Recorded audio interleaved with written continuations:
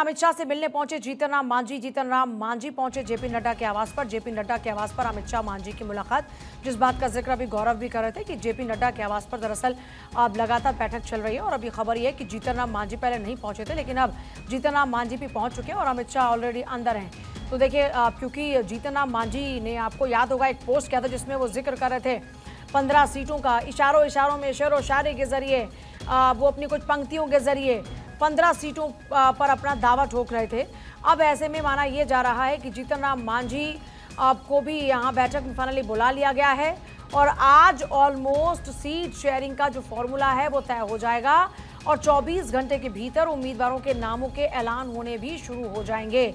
इससे पहले आपको याद होगा चिराग पासवान का बयान, जब चिराग पासवान ने कहा था कि जहां पर मेरे प्रधानमंत्री वहां पर सम्मान की मुझे कोई चिंता नहीं।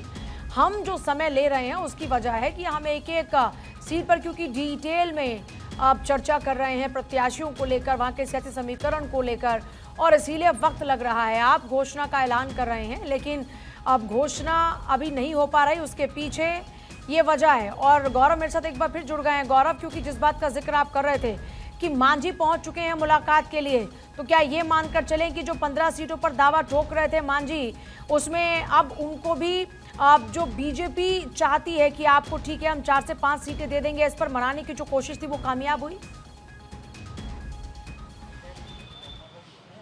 बिल्कुल, देखिए 10 मिनट का वक्त हो चुका है। जीतन राम मांझी इस वक्त नड्डा के आवास के अंदर ही मौजूद हैं और ये सबसे बड़ी बात है, तकरीबन 2-2.5 घंटे तक लगातार ये बैठक चली है। उसके बाद जीतन राम मांझी इस बैठक के अंदर पहुंचे हैं। और जीतन राम मांझी की अगर बात करें तो जीतन राम मांझी ने शुरुआती तौर पर जब इसमें अपनी सीटों की बात बोली थी, कहा था 15 सीटें कम से कम अगर उनको मिलता है तो वो 15 की 15 सीटें जीतेंगे, इस तरीके का दावा जीतन राम मांझी करते हुए नजर आए। लेकिन चूंकि अब बैठक आज की महत्वपूर्ण है और सभी एक एक सीटों को लेकर के यहाँ पर आकलन किया जा रहा है। इस बैठक के अंदर सीट शेयरिंग का पूरा फार्मूला लगभग इस बैठक के अंदर तय किया जा रहा है। तो जीतन राम मांझी आखिरी के क्षण के अंदर अभी यहाँ पे पहुंचे हैं। तकरीबन 10 मिनट का वक्त हुआ उनको। केंद्रीय गृह मंत्री अमित शाह भी इस बैठक के अंदर चूंकि मौजूद हैं, तो ये माना जा रहा है, सोर्सेस कह रहे हैं तकरीबन जीतन राम मांझी को भी 5 से 7 सीटें जो हैं वो मिल सकती हैं। सोर्सेज इस बात को बता रहे हैं। और दूसरी चीज़ जो सबसे बड़ी बात है कि स्ट्राइक रेट भी यहाँ पर देखा जा रहा है कि लोकसभा के चुनाव के दौरान किस तरीके का प्रदर्शन उन दलों ने किया जो सहयोगी दल हैं। उसमें देखिए चिराग पासवान की बात जब आती है तो ये साफ तौर पर उनको 5 सीटें लोकसभा में मिली थी, 5 की 5 सीटें वो जीत करके आए थे, तो उनका स्ट्राइक रेट भी बिल्कुल सही है।